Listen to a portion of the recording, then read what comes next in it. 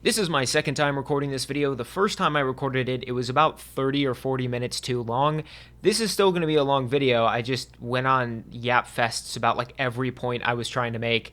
It was just too long, so I'm re-recording it now. The other day, I dropped a community board post where I said that the new aespa was not getting me excited, and that was proof that my relationship with K-pop is becoming jaded. And while I said that in more of a joking nature, it is true. The new aespa does not sound all that great to me. I'm sure the full comeback is going to be good, and they're going to have good performances. I love aespa as a group, but that not getting me excited really made me take a step back and almost reanalyze my relationship with K-pop right now, because when aespa's not doing it for me right now, that's kind of telling. I mean, I'm public enemy number one on a small section of the aespa fandom on Twitter, but I'm also one of their biggest defenders on the platform. I have made a ton of videos talking about their music and what I don't like about their music, but have also propped up their talents in the process. I love aespa. I've made that very clear on my channel. I mean, fuck, you can't see it. I went to an aespa concert in February and I was gonna take this, but I forgot, so now it's just hanging on my wall. I have nowhere to put it, but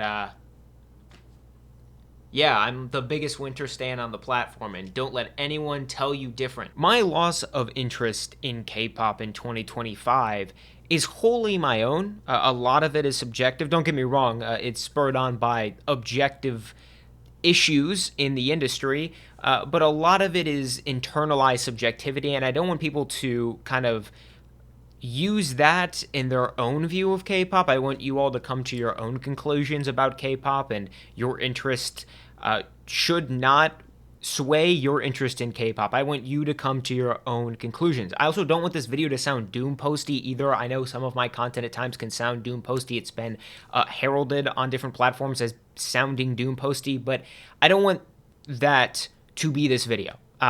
If anything, this is kind of just an announcement video, because I don't think I'm permanently quitting talking about K-pop. That's not really the feeling I have, nor I want to have.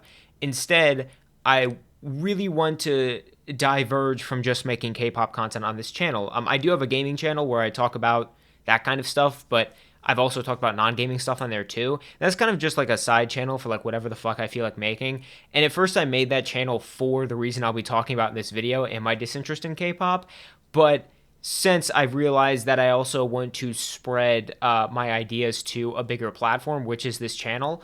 And I mean, most of it's mainly going to be about music, but there's other things I want to talk about as well. I just know there's going to be some people watching this video who are going to say to themselves, why make this video? Like, why do you have to communicate to us that you're losing interest? And the reason is, I've talked to a lot of people both online, whether it be like Discord, Instagram, Reddit, whatever, and also in person, people I've literally met at K-pop concerts who are feeling the same way as me. I thought it was literally just a me thing. I was like, okay, I might just be internalizing this, but a lot of it is just a common trend that I'm seeing amongst the fandom, the wider community. I do think a lot of it is personalized to me. I think a lot of it is subjective to me, but I've also talked to a lot of people who are feeling the same way as me. They're feeling very burnt out from K-pop. They're feeling that a lot of the industry events that have been piling up have been negatively impacting the way that they have viewed the industry, especially the friends I've talked to in person feel this way very strongly, that some of these events are just kind of the tipping point for them. If you're still really interested in K-pop, or maybe you're just getting into K-pop now, I'm happy for you. Like,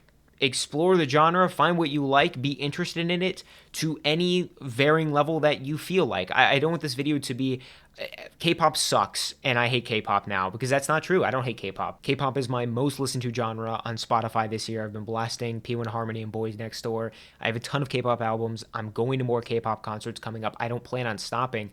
I still like K-pop as genre. It's just that I don't love talking about it that much anymore. And it took a while for me to admit, but it's been a very gradual feeling. In fact, if anything, I would argue that it started as early as late 2022. Whether it be the mini mental breaks I took or me creating a second channel, I think that was a way for my brain to subvert my loss in interest in K-pop and blame it on something else. Like, hey, I'm burnt out from making content right now, I'll take a break. It's not that I don't like K-pop anymore, it's that I'm burnt out from making videos, or I just kind of want to make a second channel because I want to talk about some other stuff. I think those were all signs that it was like, okay, I don't think I like this genre nearly as much as I used to. And first of all, I don't think that's a bad thing. I don't think it's bad to lose interest in anything, whether it be a hobby, really anything. I don't think it's inherently bad. In fact, I think it's inherently human. Fun fact, I used to really like to fish. I did it with my grandpa whenever I went up to where I used to live, and I still occasionally do now, but I used to like really be into fishing for like 8 or 9 years. And I don't anymore. I stopped doing it quite a while ago, but it was a hobby that I used to have as much interest, if not more, than K-pop, and it's gone now. I don't love doing it anymore. It's just not a personal thing I enjoy doing. So K-pop could be that sort of phase. I know there's a question going around, is K-pop a phase? And I think it's really a bigger question than what I can answer here. But my mini answer to that is maybe it is. For some people it is, maybe for some people it isn't. It sticks with them their entire life. But for me, it could be. Okay, if you see me looking like straight ahead, I'm not looking into the camera, I'm looking into my Google Doc pulled up, and I have like kind of points on why I've been losing interest, so I'm gonna like actually start going down those. My first one, and probably like the least impactful to my loss of interest, is the backlash that I've gotten on some of my content. And this is the least impactful because honestly, I don't really care about some of the backlash I've gotten.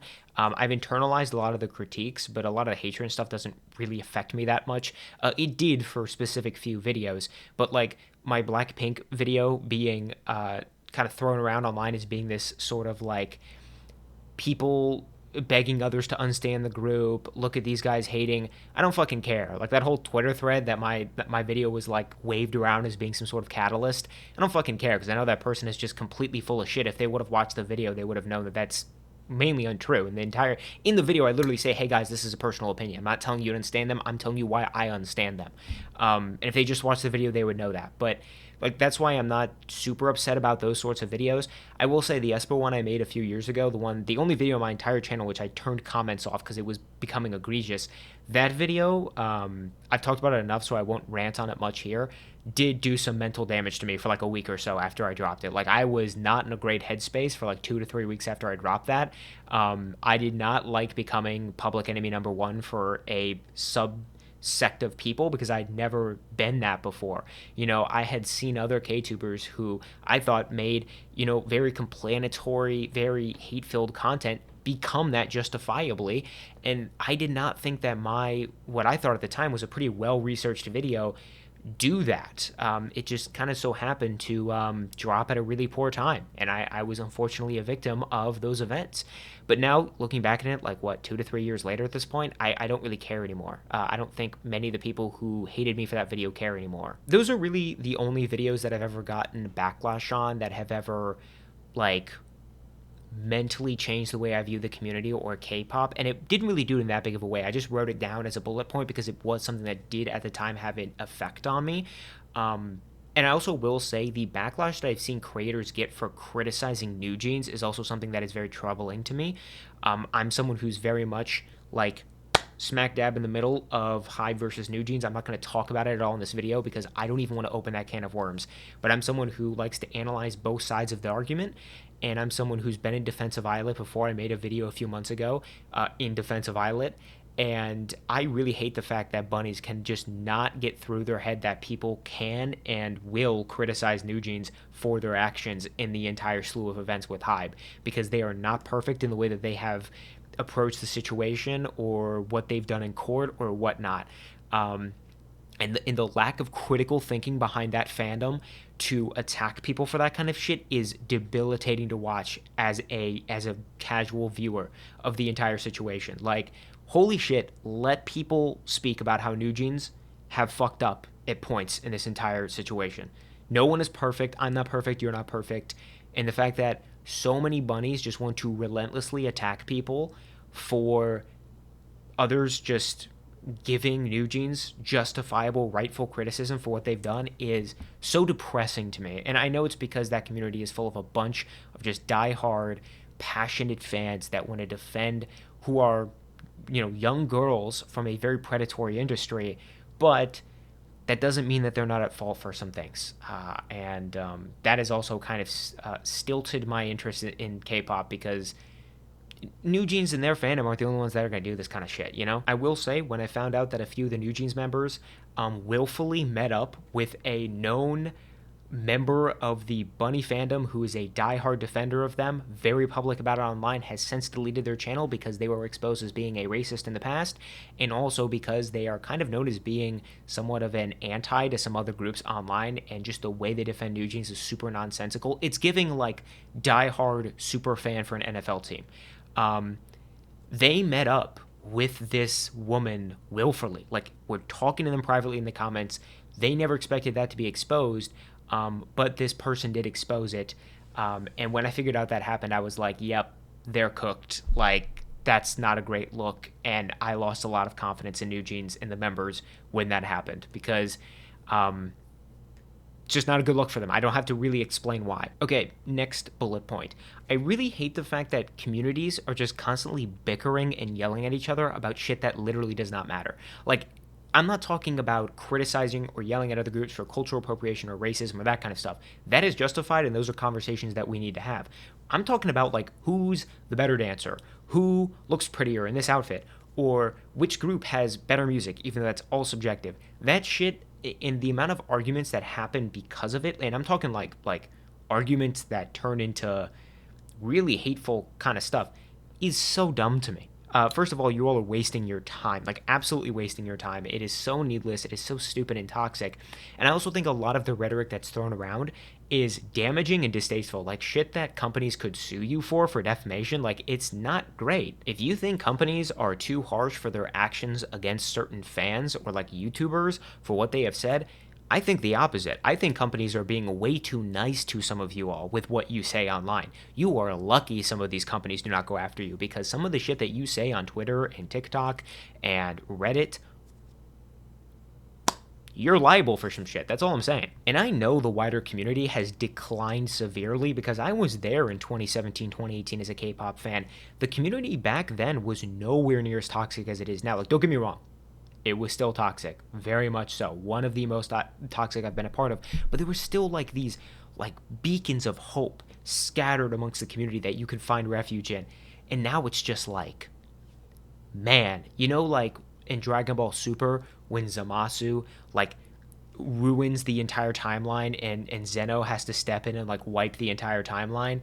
Bro, the K-pop community has reached Zamasu world takeover kind of shit. Like, it is bleak. There is absolutely no hope at this point.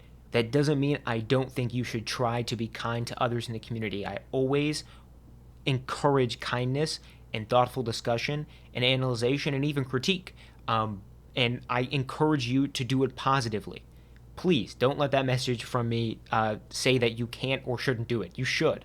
Because guess what? The good guys, Vegeta, Goku, and Zeno, they win at the end in Dragon Ball Super. Next, I think the community is filled with rampant bigotry, whether that be sexism, homophobia, colorism, racism, transphobia. You name it, the community's probably doing it. And I find it very ironic and also hypocritical, because a lot of the community loves to preach like inclusion, openness, shipping idols of the same sex together, etc. And yet you turn around and those people are the most homophobic, racist motherfuckers on the platform. It's so hypocritical. It's scarily ironic. You'd think with how much the K-pop community preaches like diversity, that a group like Black Swan, who is ethnically and culturally diverse, you'd think they would be more popular, because their music is good, they're good performers, they're very talented, and you'd think they'd be more popular, but they're not. They're kind of floating in between Dugudum, and they're one of the few groups out there that truly has diversity within the group. I don't really count Cat's Eye as a K-pop group, because they're more of like a global girl group at this point. They've mirrored and kind of played satire into K-pop. They are also very diverse. I love Cat's Eye, by the way. Big Cat's Eye stan. Am a growing Cat's Eye stan as of now, because I love all the members. But you'd think with how much K-pop the community preaches diversity, and the chances when they do have to prop up diversity, they really don't. And a lot of the times when like cultural appropriation occurs in the industry, and the voices that are impacted by that want to speak up and educate, which I think they should do, and I encourage them to do, and those are the voices we need to hear. I see a lot of people with my skin color demean them and downplay them and basically ignore them, belittle them, even be racist towards them for what they are trying to say. Please let people affected by cultural appropriation and racism in K-pop speak about the issues, because they are the ones that need to talk about them. And unfortunately, K-pop companies are not listening. Racism, bigotry in general in K-pop is not getting any better. And I think the Kiss of Life Live is pure evidence of that. The Kiss of Life Live was a modern day catalyst event in K-pop of what is wrong with the industry right now, because I thought that the spread of K-pop globally, internationally, would lead to a cut down in racism and cultural appropriation, as K-pop companies maybe start to learn more about different ethnicities and cultures. But nope. I tried to give the industry a little bit of a thread, and they snapped it immediately. Absolutely not. Kiss of Life and what they did is fucking horrible. It's reprehensible. Of course, Julie's apologies are not one for me to accept, obviously. But I thought her apology, especially recently, was covering. It was PR because they have a comeback.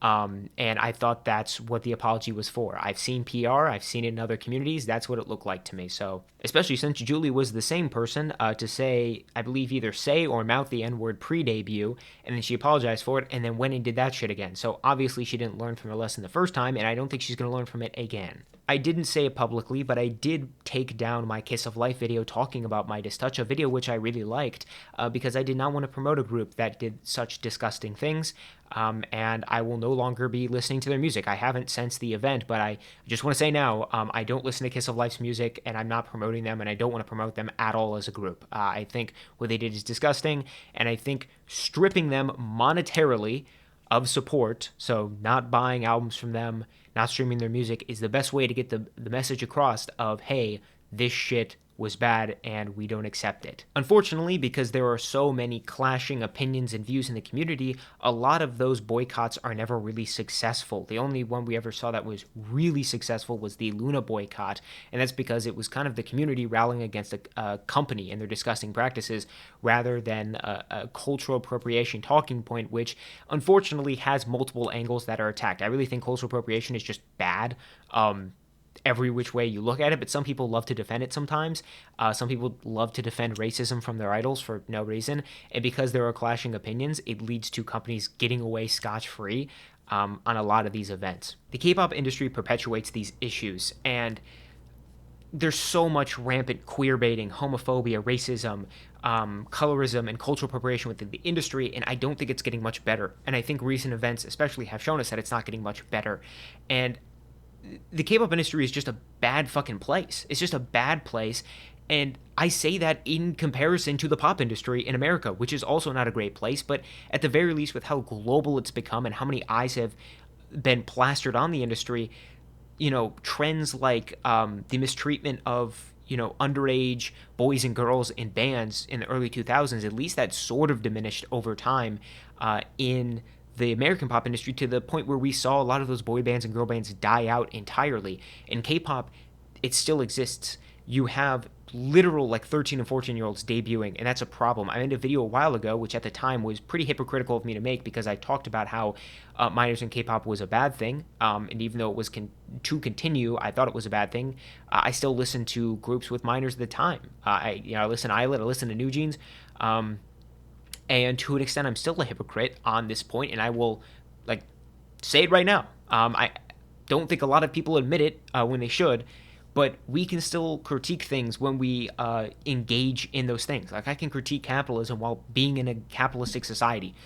I can critique a lot of late-stage capitalism in a capitalistic society. But since I made that video, I have listened to less and less groups with minors in it, because I think it's just morally bad. It's just not good to put a child who doesn't even know how to do the Pythagorean theorem yet into a K-pop group, put them in front of so many individuals who are so willing to spread hate so easily online, cyberbully people, and then you're also literally subjecting them to individuals who should not be around children, I should say. And I have been around some of these individuals in person. I can only theorize, but I've been around individuals at concerts who are much older, who were, taking fan cams and really giving a lot of attention to the youngest member of the group, who, for some of the concerts I've been to, were a minor. So, I'm not accusing anyone of anything, but some of y'all are creepy. The K-pop industry is making a lot of money off of that, and they're going to keep doing it until people stop giving them money. Minors in K-pop has always been an issue, just like how minors in American pop was an issue. But it's no longer a prevalent issue anymore. You do not see a ton of American bands pop up with minors in them that are advertised the same way that K-pop groups are. And I don't know when that trend is going to die out. I hope it does eventually in K-pop, because it's dangerous. It's a dangerous trend. I said it in that video. I'm going to say it now. Don't debut minors in K-pop. It's reckless and beyond unethical for a lot of these companies, regardless if the minor wants to do it or not. If they want to become a K-pop idol, if I were a parent in that situation, I would be heavily pushing them against it. I know you want your Disney dream here, but dog, it's a strenuous industry with tons of malpractice, tons of overworking, tons of terrible diets, tons of, again, racism, homophobia, colorism, all that kind of shit. You're going to throw a fucking child into that? Whose brain isn't even halfway developed yet? I'm 22. I still got 3 years until this puppy is fully baked, okay? You're going to throw a kid into that? Next point. I find stan culture to be really disturbing. And look, I'm a stan of some groups out there. Dreamcatcher, aespa, BTS, P1 Harmony, okay? I'm not going to try to sit here and say I'm not a stan. I can be a stan, but I'm not like the Eminem stan, okay? I'm not that stan in that music video. Some of you are, okay? I find that culture to be really disturbing. Honestly, just from a baseline moral perspective, it's really creepy the way people act towards these idols, the way they view these idols as video game characters. And when a new group drops, it's like DLC dropping for the K-pop industry. No. These are real fucking people. These are real individuals. And the way that you all sexualize them and idolize them online, it's weird. Now, if you've seen my Instagram, you would know that I have been to meet and greets with idols. I've taken selfies with them, and you're probably thinking to yourself, well, Rob, how are you any different? The difference is that I treat them like human beings. I see them as human.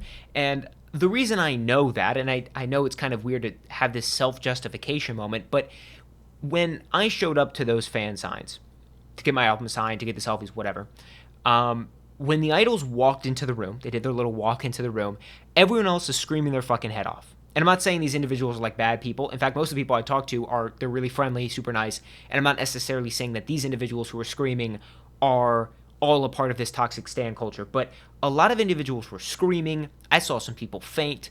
And I saw some of them try some actions toward the idols that were a little reprehensible.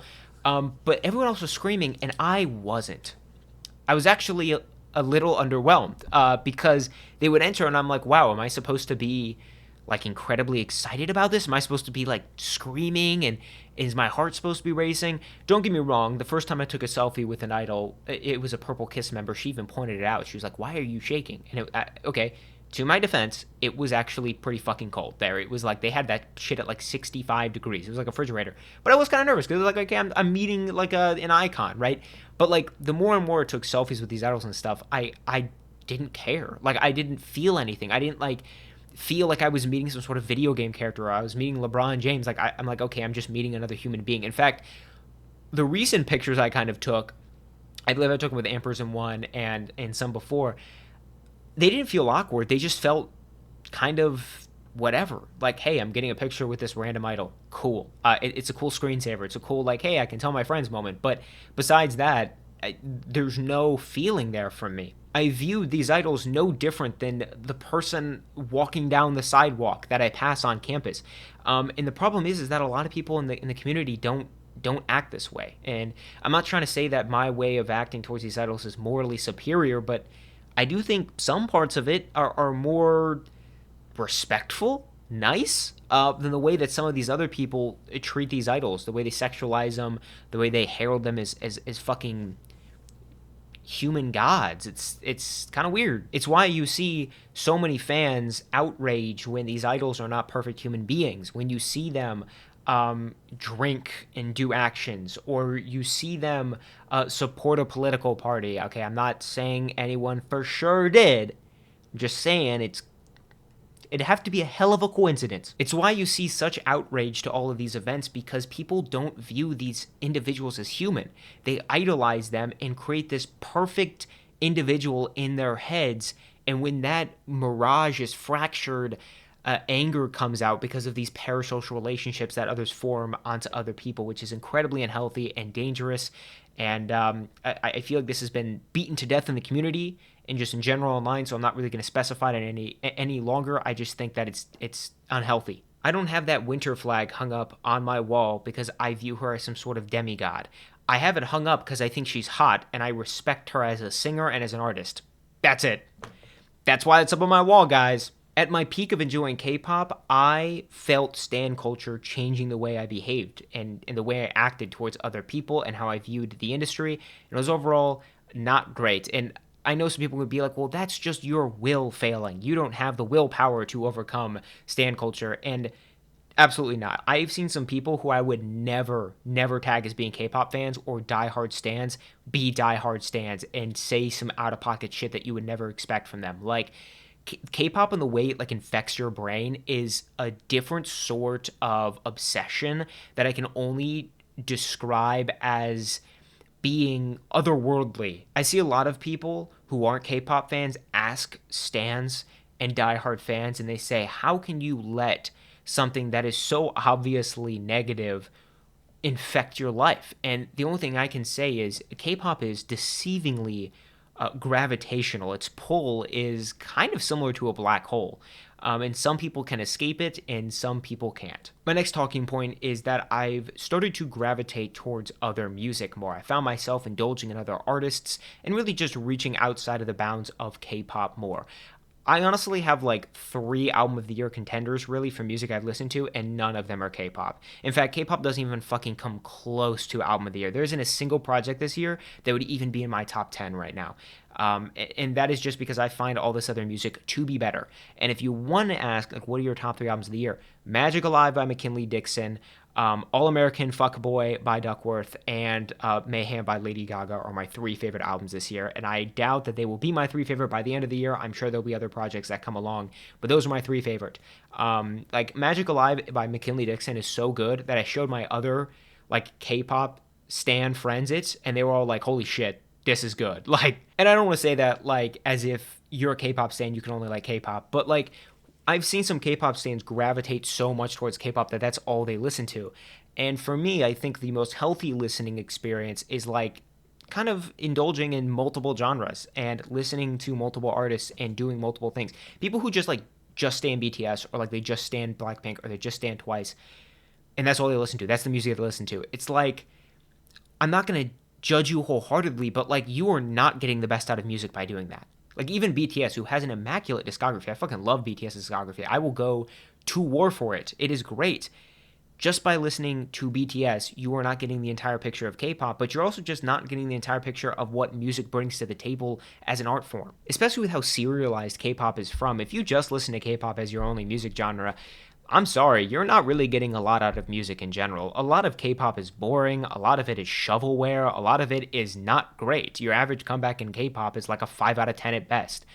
You will find some great pieces of work in K-pop. I have so many albums that I would consider to be fantastic musical pieces in K-pop, but especially in 2025, there hasn't been a ton of that. I did make a video of K-pop songs that I liked, but honestly, a lot of those songs in that video are like 6 or 7 out of 10s when I picture just music entirely as an art form.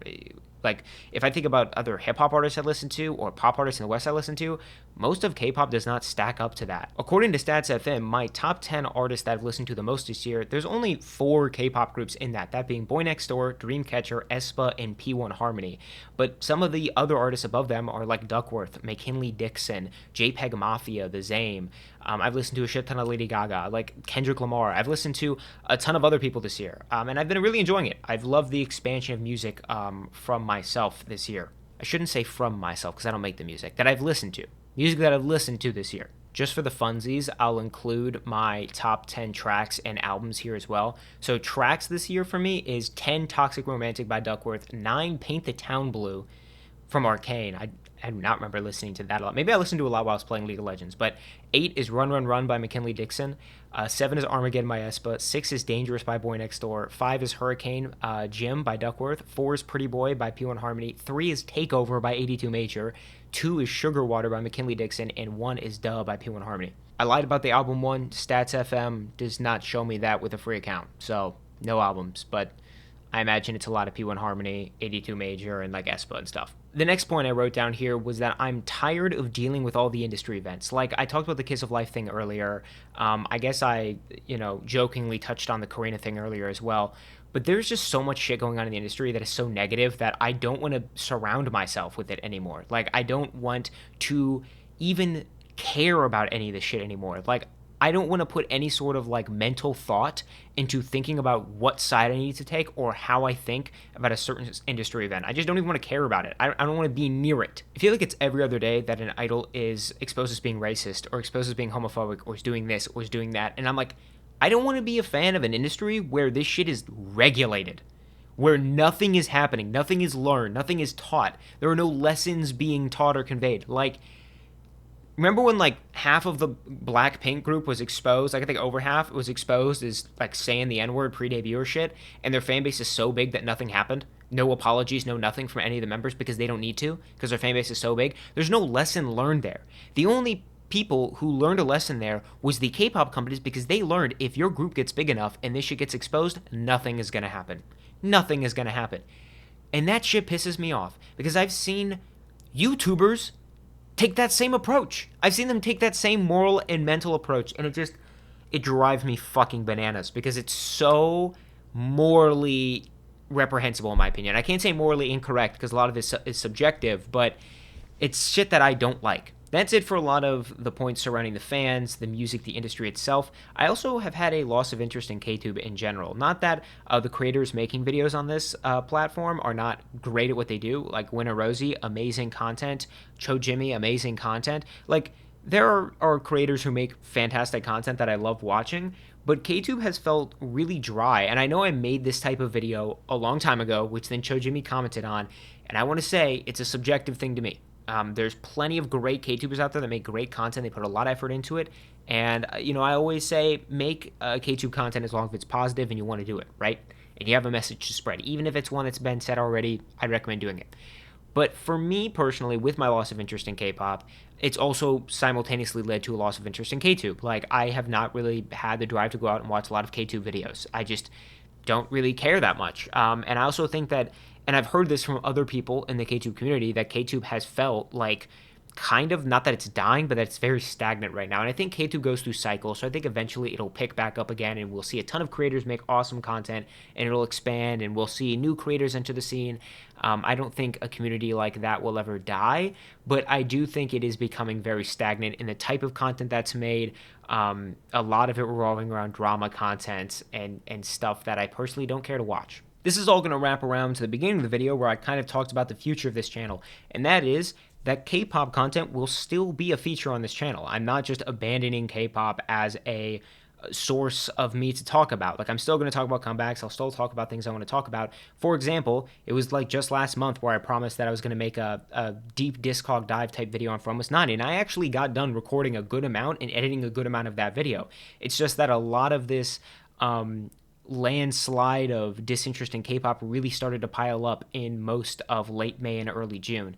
And a lot of that started to really weigh down on the editing and the recording process of that video. So unfortunately, I'm not really going to be able to get that out in June on time when I wanted it to. I remember saying it's going to come out in June, and it's not going to. Oh my gosh, look at that. Another failed promise by Teju. It's almost like I'm kind of becoming known for that sort of thing, like the whole podcast and shit that never happened. I apologize for all of that. It's not my intention to deceive my audience and be like, hey, this video is coming out then and it doesn't happen. A lot of outside events happen. I have a full-time job now. I am a student with a full-time job. I have a lot of stuff to do. I'm preparing for a study abroad coming up. I've been interested in other mediums, so I haven't really had the time to really edit or have the passion to edit a video like that. And I have to have passion to make a quality product. Like, if you want a shit product and want to yell at me in the comments for it not being out, go ahead. But the quality of the product is going to vary based on how passionate I'm for it, and I'm not passionate about making that video right now, so it's not going to be good if I put it out. I'm just going to tell you that right now. So that's why it's not coming out, and I decided to record this and put it out instead as a message for that. And I want to kind of dabble in different types of videos for this channel. Like I was thinking of doing vlog type content for my study abroad coming up, which is going to be over 6 weeks, so it's going to be a long time. I'm going to be gone for over a month, and when I come back, I'm going to have a schedule that includes 5+ classes in a semester and a part-time job. So I don't know how much time I'm going to have to even record videos, but I also want to dabble in talking about other mediums, whether it be anime, video games, this, that. Like, I would just want to talk in general about stuff that I'm passionate about instead of making this channel a K-tube channel. That is kind of a title that I've seen thrown around, the K-tube kind of title, and I don't really want to be known as a K-tuber. Like, I want to be known as just a content creator or a YouTuber who makes YouTube videos. Not that there's anything wrong with the K-tube title. I don't have anything wrong with it. I think it's actually pretty good for just letting people know what kind of content you make, but I think it's a box that I don't want to be shoved into, essentially. This is not a goodbye video. This is not a I'm terminating my channel, you're never going to see videos from me again, I hate K-pop, yada yada. I don't want that to be the purpose of this video. I'm just telling you guys this channel is not going to look the same going forward that it has the last year or so. I know I promised to make more content this year, one that I don't think I'm going to be able to follow up on just because this year became way more hectic than I thought it was going to. And I also lost passion for K-pop and talking about K-pop way faster than I thought I was going to in January, February. But I guess I just have to play the cards I've been dealt here and do what I find is best for me going forward. So if you guys are going to stick with me on that journey, I thank you. If you want to not be a fan of this channel anymore, unsubscribe, do anything, you can do that. I'm not stopping you, man. If you just want to watch K-tubers and you just came to me for K-tube content, and now that I'm not going to be making as much K-tube content, you want to unsubscribe and go watch other people, by all means do it. I am not holding you here. I'm not forcing you to be here.